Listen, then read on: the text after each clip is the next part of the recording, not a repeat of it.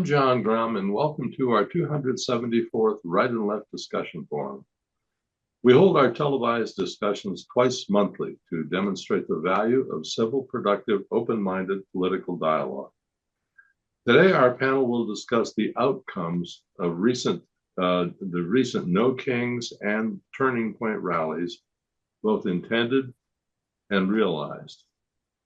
Today's panel begins with Bryan Laubaugh, president of R&B Financial Services, then Susan Hanlon, retired dean of the College of Business at the University of Akron and former member of the Wadsworth City Council, followed by Patty Haskins, retired math teacher at Wadsworth Senior High and also former member of the Wadsworth City Council. And finally, Mike Reese of Howard Hanlon Real Estate and current candidate for Wadsworth City Council. Do you folks detect a trend here towards City Council? Anyway, recently, Bryan, the political left and the political right held rallies to present their cases to the American voters. What do you think were the actual outcomes? It probably was successful in their eyes.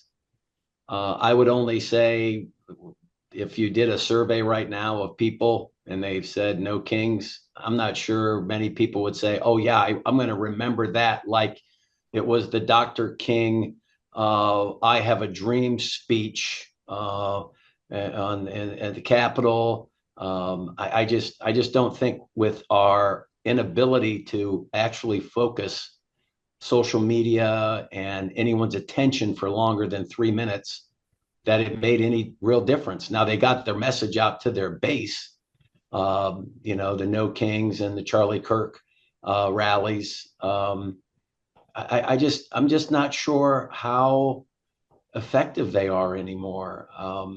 I think. What do you think their impact on the general population was?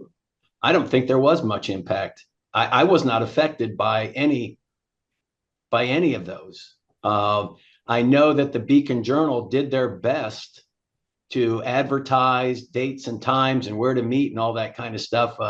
They took their paywall down because I don't subscribe to the Beacon Journal, any sort of article that I would like to read is behind a paywall. They took their paywall down when it came to advertising and writing these thinly veiled articles about no kings and all that kind of stuff. But I don't know what. Maybe Patty or Mike can tell me where the No Kings rally was and how many people. I know what I saw on social media, but obviously my algorithm throws me things that I would agree with. Like most of the people were white. They were over the age of 65. They had walkers. They had pre-printed signs. They might have had a chant, no kings, no oligarchy, whatever Bernie Sanders is talking about. But I don't, and the same would be true for Charlie, the Charlie King. I don't really, I'm sorry. I'm just was not connected to that. Never felt a desire. I don't know of anybody that went. And the only news I got was some pictures of some old people standing on the curb with some signs. I don't know. Did it? Maybe it did. It was lost on me as far as. Well, it was more than a rally at one spot. There were coordinated rallies all over the country. Oh yeah. I'm aware of that. 7 million people participated. But do the math. I don't. Did they ever? I mean, obviously there were some. I noticed that they debunked this picture that they were throwing around that showed, tens of thousands of people, but that was a picture taken at a rally for somebody else like 3 years ago. So the other pictures that I saw of the rallies in different cities, obviously Portland had one. You would expect that. You would expect Portland, cities in California would have that. But in the local area, was there one in Wadsworth? I don't know. Did the local Democratic Party throw a No Kings rally in Wadsworth? I know there was one in Akron because like I said, the Beacon Journal really pushed it hard to get people out. I don't know how many people showed up. I haven't seen any follow up on that. So I don't know how effective they are anymore. So, Well, along about the same time, there was the Turning Point rally. What was it? Did you notice a contrast between the two? Or, well, you didn't notice yeah, either one. I did not follow. I know that Turning Point has put together a Super Bowl show that seems to be flooding my timeline on social media, in response to the NFL having, I don't, what is it called, Bad Daddy? I don't know what his name is. I'm sorry, I don't know who that performer is that they've contracted to, but I didn't see. I was not affected by the Turning Point rallies, or the No Kings rallies. Yeah. I'm sorry. I wish, you know. Well, Susan, what do you think? I had to unmute myself. I know three people, at least, yeah, three people that went. One person went to one in Charlotte, one person went to one in Cincinnati, and one person went to one in Ocean City, New Jersey. I saw pictures, they took pictures of the ones they were at, and there were a lot of people. I was surprised the one in Ocean City, because Ocean City, New Jersey, while New Jersey, obviously tends Democrat, Ocean City is not that way. In fact, there are a lot of Trump signs, around. People have them on their houses, people have them on their boats, on and on. So that one covered, there's a bridge that goes across the bay, 9th Street Bridge, and that bridge is 3 miles long, and that bridge was full. People were standing from end to end. And yeah, so what the 2 out of 3 people I know are over 65 that went. One was 55. I think Bryan's characterizing it a little bit too, just the left was out there. I think there were a lot of registered Republicans that joined in this. In fact, so yeah, 2 out of 3 people I know that went were registered Republicans. Was that was say to the No Kings rally? That was for the No Kings rally. I really don't know anything about the Turning Point rallies. That day, I drove by one out here in Chester County, Pennsylvania, Eastern Pennsylvania. There were a lot of people, and they had signs, and they looked like very homemade signs, unless someone made them and just gave them to them. But I know the one person I know that went in Ocean City, he made his own signs. But so I think I don't think it's really had any impact, to tell you the truth, other than the people who went. Because I know that the people who went were just very frustrated people, and it made them feel better to be in a group of like-minded people. And everybody that went said it was fun. They were very nice, and they felt like it was a good experience.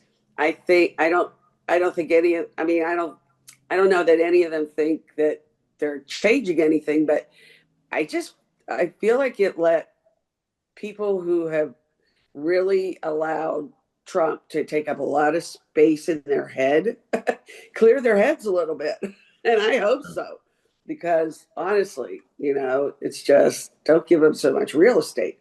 But yeah, so that was my experience. I think their intended effect, and I like the way you worded that. What was the intended or realized outcomes? I think they probably achieved their intended. No, I don't. I don't think they did. I think their intended outcome was they thought they would get Trump's attention. I think they did get Trump's attention, but he and the hardline right, they poo-pooed it as, just a bunch of left crazy people out there, blah blah blah. The realized outcomes, I think, was it made the people who went feel better, and if anything in this country, yeah, I wish people would stop being so wound up about all of this, and I think it maybe helped unwind some people. Yeah, so Yeah, somebody said to me, "Are you going to one?" And I said, "I don't even know where there is one. Like I didn't know leading up to it in my area, but and because there was nothing on my social media either. But I don't think my social media has caught up with the fact that I'm not in Ohio anymore, so I'm not getting the stuff from Eastern Pennsylvania." Patty, do you think the No Kings rally helped the Democrats get more votes? I don't know if it got more votes, but I think the one thing it did do was to bring attention to their purpose. I mean, if you can get 7 million people in this country out in one day to protest something, I think that's saying something. Bryan mentioned, and there were a lot of seniors that were out protesting, people that would have never thought to protest in the past, felt strongly enough to go out and protest. Now, does that mean that they're going to vote when they didn't before? Possibly. I think more what it may mean is that, as Susan said, I think there are people that perhaps have voted on the right side as opposed for the left, may have changed their minds, and they're showing their disgust and, perhaps in some cases hoping that there's a change in policies out of the federal government at this time. But if they don't, that they will support the left. And in that sense, I think it did bring attention to issues and made people more aware and activated them to be more involved in government, whether it be federal, state, or local. As far as the turning point groups, of course, those have ramped up since the assassination of Charlie Kirk. Now, Turning Point you wouldn't see because they operate, basically their base is college students. And there are Turning Point chapters in many colleges across the country. And they support conservative causes, and Christian nationalism is their main purpose. Since the death of Charlie Kirk, though, they have really increased the number of people that are showing up at their rallies.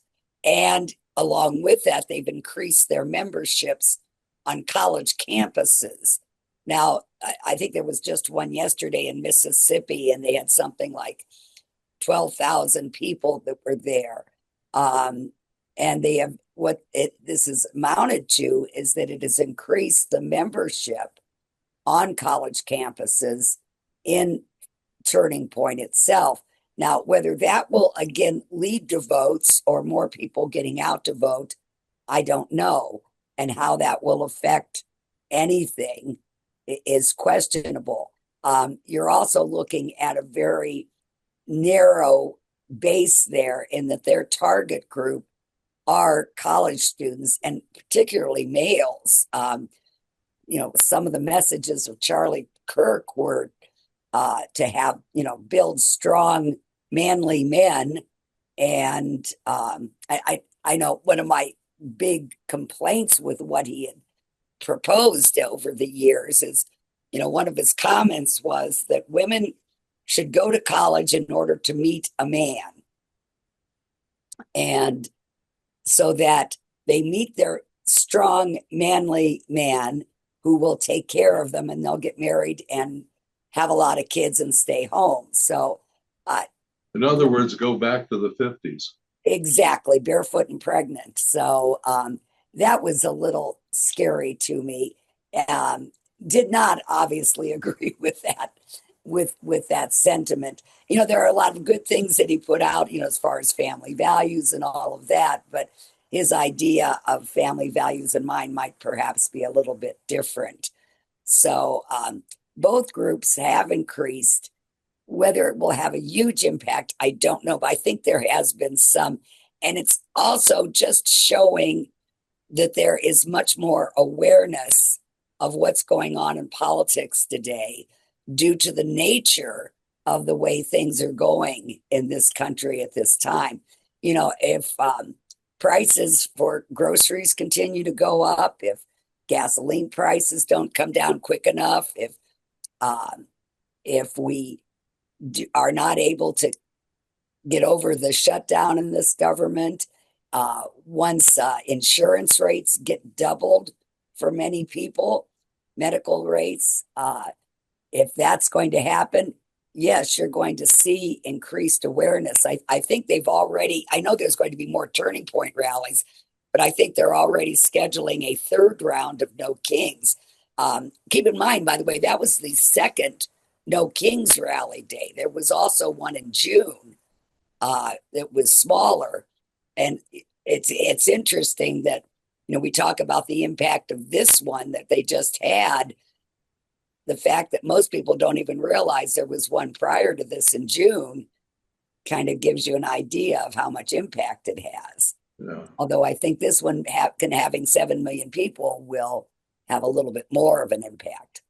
Now, how do you explain the difference in the appearance of both groups? The No Kings rally, the people wearing masks and costumes and carrying musical instruments and big signs, and then all of the good little boys and girls in the no, Turning Point rallies sitting quietly and applauding appropriately. I mean, how do you explain that difference? Well, I don't think that when you talk about costumes and so forth at the No Kings rallies, they were not acting inappropriately. And the costumes were costumes that have been used, like it's those inflatable things, and they might come as a dinosaur or as a panda, or these were not things meant to be menacing, nor was there a lot of mask raising. But what was the purpose in having them in the first place? I'm not sure. I think it was to just draw attention. Those costumes have been seen in Portland at some of the rallies against the ice, at the ice facilities there. There were also some, I believe, that were in Chicago that showed up. But that was not the majority of the people that were there. I think in both cases, the rallies were really quite civil. As a matter of fact, the only problem I heard about the No Kings rally was that there was someone who was opposed to them that drove their car into some of the protesters because they were upset with them. Time. No, that's not the first time. Now, that being said, I think there were maybe 8 arrests out of 7 million. That's pretty daggone good. So I wouldn't classify either rally as being inappropriate. Do you think either side gathered followers they didn't have before? Yeah. I mean, isn't that the point of having one of these kind of rallies? I do. In the case of Turning Point, there have been cases where in some of the colleges, they said they had maybe 160, 150 members or people that were interested in attending or joining the organization. And after they have their rally, they have 2,000. So yes, they're getting more people that are joining.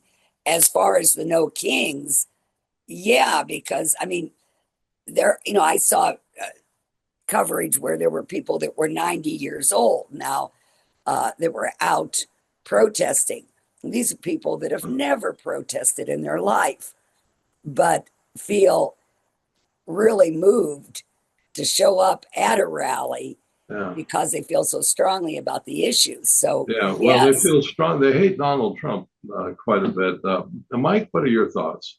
Oh, I think you can't understate the impact either organization has had. Though No Kings Rally is less of an organization than Turning Point, which is 100% an organization. I think they have both gained a lot of following from both of their activities. I also think you can't understate the No Kings Rally being the largest protest in the history of the country. I mean, the Trump administration is definitely looking at this. They would be stupid not to. There's never been a protest of this magnitude in this country. So that's definitely something that they should be aware of. I was pleasantly surprised that the lack of violence, there was, other than a few arrests and the one lady I think that was hit by a car.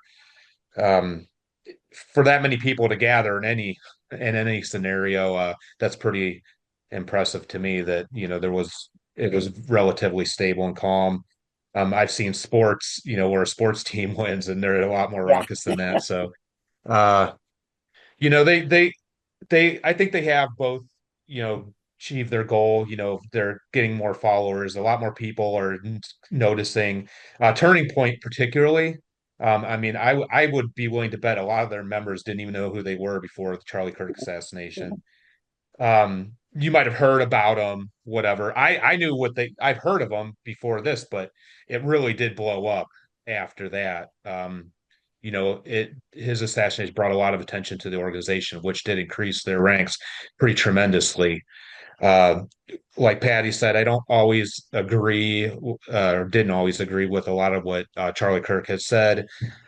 Maybe some of it, he did have some good points on family, and debate, but he did say a lot of disparaging things about minorities, women in particular, basically that women should just be trad wives, if you know what that term is, the traditional wife at home, taking care of the kids, cooking and cleaning, that sort of thing.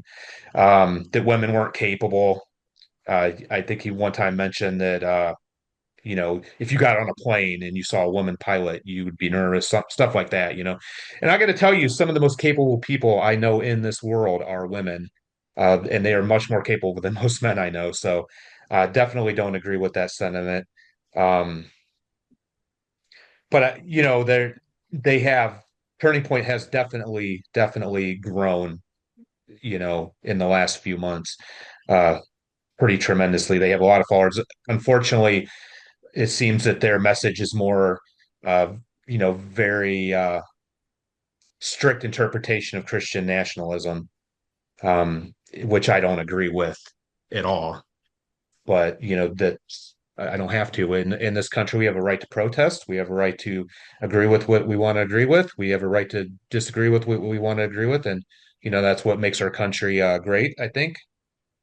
And I don't think that should change. As long as you're not going around, and we talked about this with freedom of speech, actively trying to promote violence, then you do what you got to do. One of the things that occurs to me that this on both sides, the growth has been recently exponential, and that I don't know how solid that is, particularly with Turning Point, with all the young people on campus, and want to join something that their friends joined, or a good place to get a date, and with not a whole lot of substance there. The thing that's concerning to me also is the fact that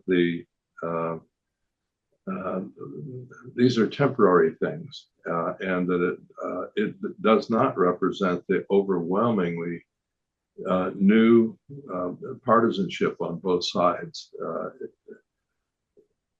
There have always been,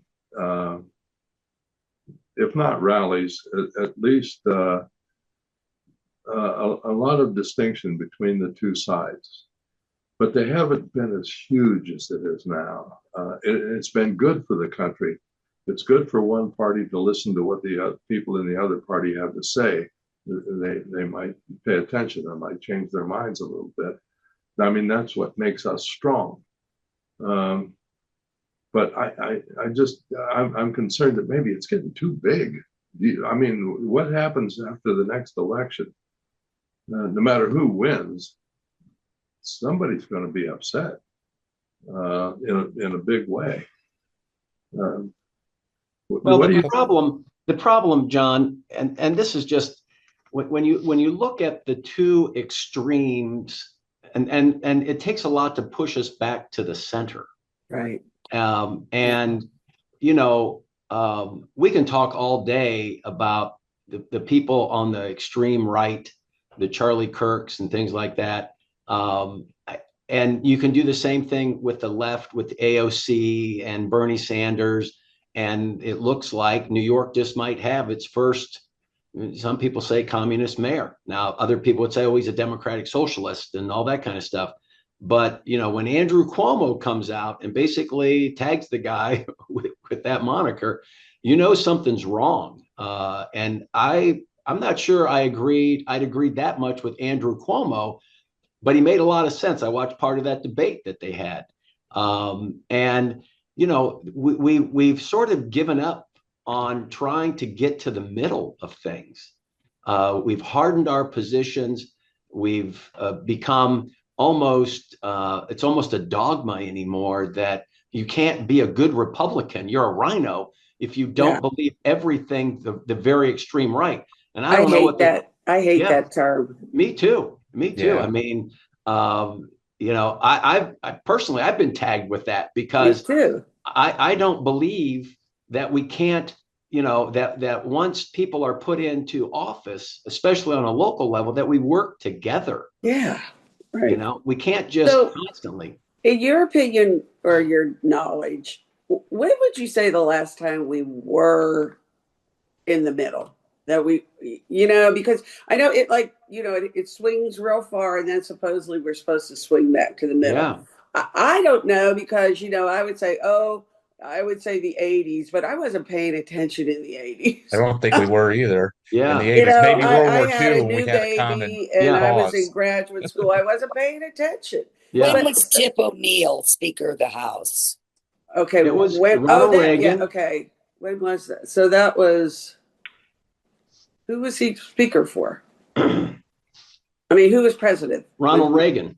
Ronald Reagan. Okay. You think that was the last time we were in the middle? You know, they were willing to talk. Yeah, that's, you know, one of the, he's been credited, I think, when you look back at past speakers as somebody that actually could work on both sides. Yeah. And whether that was him or whether that was Reagan or a combination of the two. Yeah. At least they were able to govern. I mean, I feel like we're at the point now we can't even govern ourselves. Right. Politically polarized. I mean, we've been politically polarized since day one in one shape or another. I mean, even before we became a country, you had loyalists and revolutionary, you know? Sure. It is, so you're always going to have opposing sides. Whether that's the Republican Party and the Democratic Party or the Whigs or the Federalists, you know, there's always opposing sides. But I just feel like, you know, in my life, this is the most divisive. I mean, the most where it's like the first time ever where you feel like you really can't talk politics. And, you know, I mean, it can't just be even a little bit of a like a social conversation. Yeah. Yeah. You know, I listened to an interview. I listened to a podcast, excuse me, called All In, and they interviewed Joe Manchin. He has a book out called Dead Center. Okay. I could vote for that guy right now. Yeah. And I could too. He shared his behind the scenes view of how laws are made and how all this kind of stuff.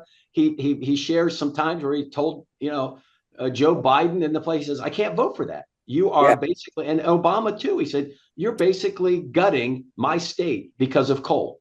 Well, you know who's like that now is the one senator from Pennsylvania. Who's the guy that wears the Fetterman? Yeah. Fetterman. And you know, living where we live now, we hear a lot more about him. Mm-hmm. I'll vote for him. The funny thing is, he had that stroke, and there were so many complaints when he actually did get seated that, he shouldn't be here. He's not. He's lost his mind. Now he's the darling. Right. So it's kind of the folks and Patty. He's the only guy that walks into that guy now into Congress with sweatpants and a. Oh yeah, my gosh! I find that annoying. I'm like, come on, at least just like put the on dress. Come on, shirt without a tie. I'll give it to you, but you know, I mean, isn't that amazing that this guy comes out and basically talks common sense to people? He's like, guys, we can solve this. Right. And everybody now, it's like, well, it's the Republicans, right? It's the Schumer shutdown, all that kind of stuff. I mean, we've lost the ability to come in and say, guys, let's just keep the country moving, and nobody wants to give an inch. Issue. Nobody wants to give an inch. Right. You're going to bow to me, and the other side's like, no, you're going to bow to me. Like, Right. nobody Yeah. wants to So- give. And And what, I think being a that's my centrist big is a thing matter of against opinion Trump. too. My big thing against Trump is he cannot govern. He is not governing this country. He cannot get a law passed. Why does he use so many executive orders? Because he can't govern, because he does think he's a king. He doesn't think he needs to, and would prefer just Well, he it's can't. easier for him. Which is insane. He doesn't Because the have next that president skill set. can reverse every single thing he's done. It's Yeah, that's easier not the way just he to did start ripping business. down the East Wing and tearing it out, and When then you if you're making executive orders, second. the next president can change Wait a every single one second of them now. with his own. Hold Like- on a second. We know exactly what the algorithm is throwing at Patty, and that is the East Wing. Okay. Yeah. Yeah. That building was decrepit. It was Yeah. 100 yards I away don't- from the yeah. White House. There was no historical value to that wing at all. It was basically offices and all that kind of stuff. Let's not sort of Well, it's where the first lady traditionally has her office, but Right. our first Yeah. lady now That's doesn't really mostly do what it was. anything. let's So let's hold on a second, because I think they even had one of those $360-some million project that Obama had and put a basketball court in and paved Yeah. over some historic garden. he You didn't hear painted about that. lines on the tennis court. That was another. Yeah, yeah, That's you know, well, as far as the list of 367 things million that for Trump a has done, basketball court. I don't know. Maybe the that's East my Wing is algorithm. very low on my list of things I care about. Yeah. Well, folks, we are now about 5 minutes over time. Oh, I'm surprised that Jaden hasn't jumped in here. cut us off. But the conversation didn't really get started until late, and I appreciate that. Okay, folks, see you in 2 weeks. You are watching WCTV, Wadsworth Community Television.